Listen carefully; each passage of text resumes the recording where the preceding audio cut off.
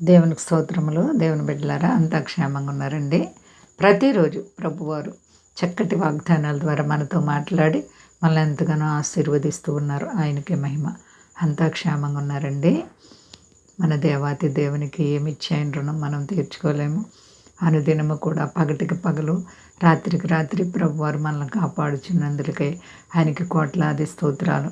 అంతా క్షేమంగా ఉన్నారు కదండి. ఈరోజు దేవుని వాగ్దానం యెషయా గ్రంథము 49వ అధ్యాయము 15వ వచనం.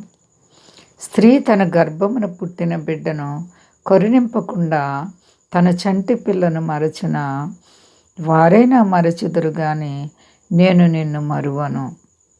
దేవునికి స్తోత్రం. హల్లెలూయా. ఎంత గొప్ప వాగ్దానమో చూడండి. బిడ్డల యొక్క ప్రేమ స్త్రీలకు బాగా తెలుస్తుంది. ఎందుకంటే మరి నవమాసాలు మోసి వారిని కని పెంచినటువంటి తల్లులకు బిడ్డల యొక్క ప్రేమ బాగా తెలుస్తూ ఉంటుంది అండి. అటువంటి ప్రేమ కలిగిన తల్లులంట తమ పిల్లల్ని కొన్నిసార్లు మర్చిపోతారంటండి. ఎంత అజాగ్రత్త! స్త్రీ తన కనిన తన గర్భమును పుట్టినటువంటి బిడ్డలను మరుస్తారా? వారైనా మరిచిపోతారు.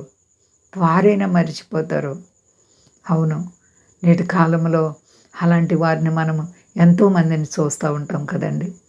నిజంగా మరి గర్భాలు ధరించి వివాహాలు కాకుండా బిడ్డలను కని వారిని విసిరివేసి ఆయా పరిస్థితులుగా మనం చూస్తూ ఉంటాం అండి.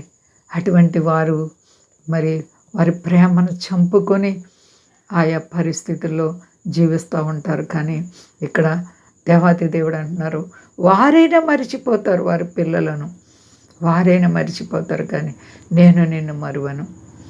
ఎంత గొప్ప దేవుడు! నేను నిన్ను మరిచిపోను. దేవుడు నిన్ను మరిచే దేవుడు కాదు. ఎంతోమంది తమ బిడ్డలను మర్చిపోవచ్చు. తన కనినటువంటి బిడ్డలను మరి ఈ లోకంలో ప్రేమలు చంపుకొని మర్చిపోవచ్చు. కానీ దేవుడైతే తన ప్రేమను ఎల్లవేళలా మన మీద కుమ్మరించే దేవుడు.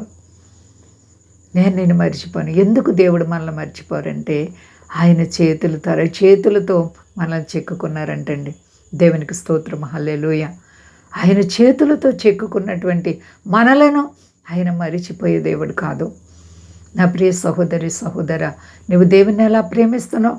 దేవునితో నీ జీవితం ఎలా ఉంది? ఈ లోకంలో ఎవరు నమ్మినా ఎవ్వరి వల్ల మనకి సంతోషము నెమ్మది లేదు. దేవునిపై ఆధారపడు. నీ ప్రభు నీకు నెమ్మది సంతోషం ఇస్తారు. ఎంతోమంది నేను నిన్ను ఇలా చేస్తాను అలా చేస్తాను నీ కోసం ప్రాణం పెడతానని ఆయా మరి మాటలు చెప్పి కొంతమందిని మోసం చేసి చివరికి ప్రాణాలు తీసేవారు ఉంటారు. కానీ మన దేవుడైతే ప్రాణాన్ని మనకి పెట్టే దేవుడు, మనలను పోషించే దేవుడు, సంరక్షించే దేవుడు, ఆయురారోగ్యాలు ఇచ్చే దేవుడు, ఐశ్వర్యం ఇచ్చే దేవుడు, గొప్ప చేసే దేవుడు అండి. మనల్ని దినదినము కూడా అంచెలంచెలుగా హెచ్చించే దేవుడు. నీకు ఆయురారోగ్యాలు తక్కువ ఉన్నాయా? మరి నీ జీవితంలో శ్రమలు, బాధలు, కష్టాలు, బిడ్డలు లేక ఏ సమస్యల చేత నువ్వు నలిగిపోతున్నావు? నీ ప్రభు నీ జీవితాన్ని ఆయన చేతుల్లో పెట్టుకోబోతున్నారు. నిన్నెప్పుడు కూడా ఆయన విడవాలని కోరుకోలేదు. నీ అంతటి నీవే ఆయనకు దూరంగా వెళ్ళిపోతున్నావు. కాబట్టి ఆయన చేతులు చాపి రమ్మని పిలుస్తున్నారు. ఆయన ప్రేమలోనికి నువ్వు దరిలోకి వెళ్ళు, ఆయన చేతుల్లోకి వెళ్ళిపో. ప్రియమైన సహోదరి సహోదర, నీ బంధకాలన్నీ తెగిపోతాయి, నీ కన్నీళ్ళు తొడబడతాయి. ఆయన్ను నీవు హత్తుకో, ఆయన బిడ్డగా నడుచుకో, ప్రార్థన అనుభవం కలిగి ఉండు, విశ్వాసాన్ని కాపాడుకో, విరిగి నలుగురు హృదయంతో దేవుని పాదాలు పట్టుకో. నీ దేవుడు నీ పట్ల ఉన్నత కార్యాలు చేస్తారు.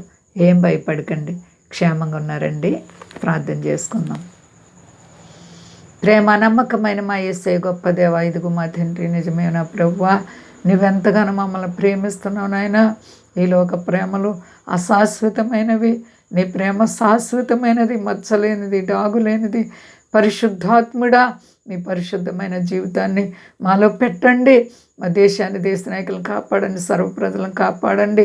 మీ దాసులను కాపాడండి. వ్యాధి బాధలు, కష్టాలు, ఇరుకులు, ఇబ్బందులు, ఆర్థిక పరిస్థితులు, రుణాల చేతున్న ప్రతి బిడ్డకు యేసు నామములో విడుదల కలుగును గాక. అందరికీ క్షేమాన్ని దయచేయండి ప్రభువా.